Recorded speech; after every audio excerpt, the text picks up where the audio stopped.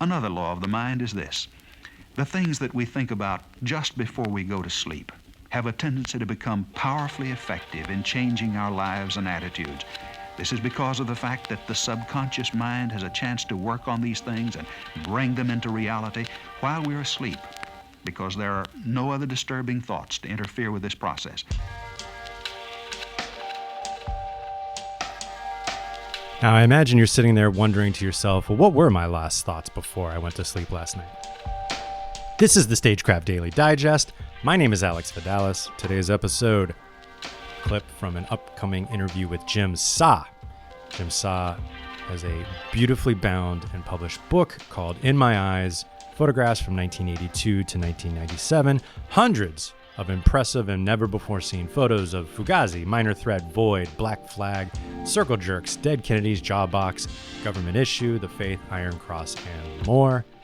I also wanted to give a huge thank you to our brand new sponsor, Settle For It Records. Settle For It Records is an independent media company. They fight against the disimagination machine by documenting the punk and metal music scenes in Washington, D.C., Virginia, and Maryland. And our other sponsor, Thanks for the Bumps. Thanks for the Bumps promotes wrestlers, fans, and the wrestling community. Their mission is to achieve high standards in all that celebrates wrestling as an art form. So let's get right down to the show. This wonderful clip from an interview with Jim Sa. This will be airing next Wednesday, July 27th on WERA 96.7 FM. And then right after that, you will hear some music that was recorded live on StageCraft. You can check out their episode. It's available on our SoundCloud page, Teen Mortgage. And if you tune in to the very end, you're going to hear our show pick for the day, July 23rd, 2022. Thanks for being here.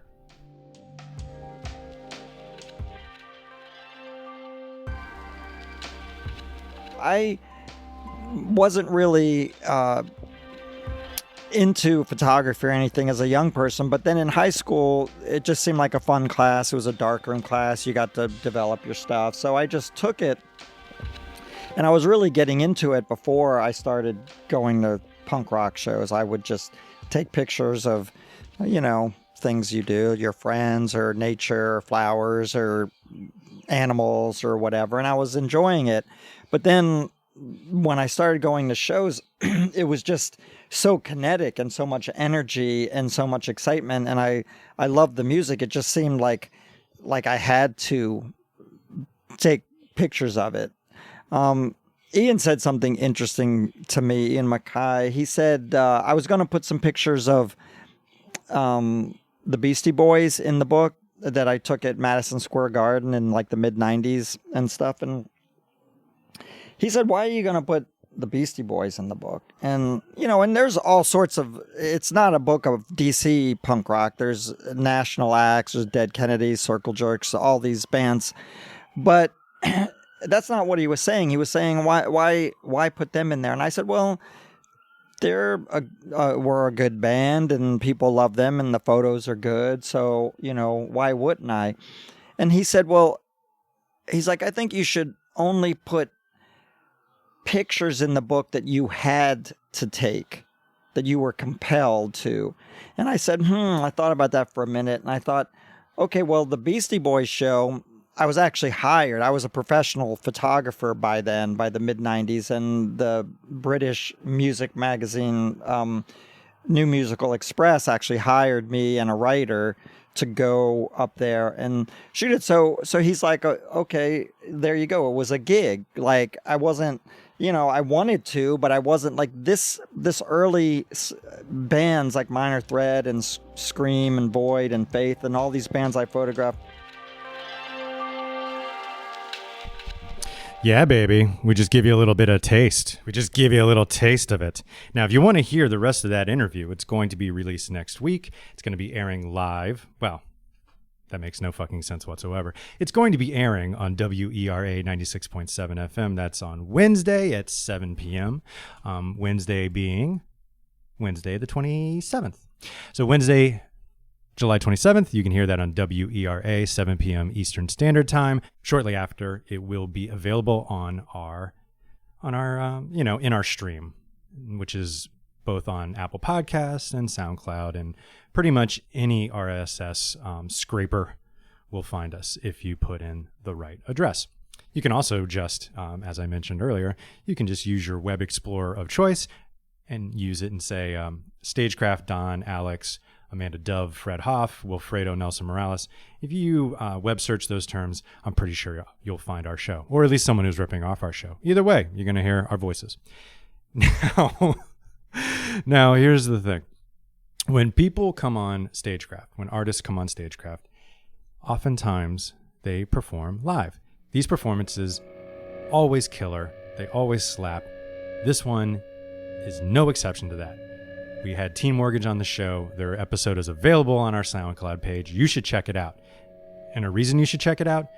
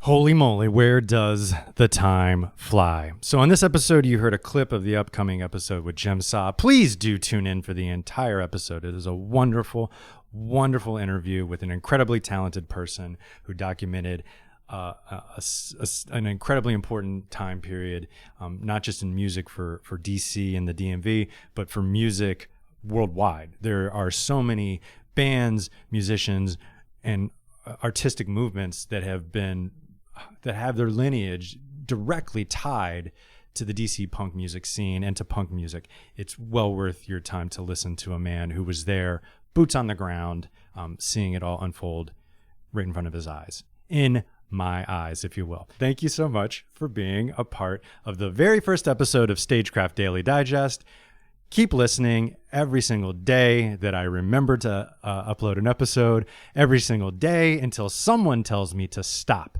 Now, tonight's pick for you, the listener, to go see. I don't think there's any other show that's worth your time tonight. And I know I'm wrong. There's plenty of musical shows, but I'm saying something grandiose to invite you, the listener, to just absolutely knocked me down. Tonight's show pick, Saturday, July 23rd, 2022.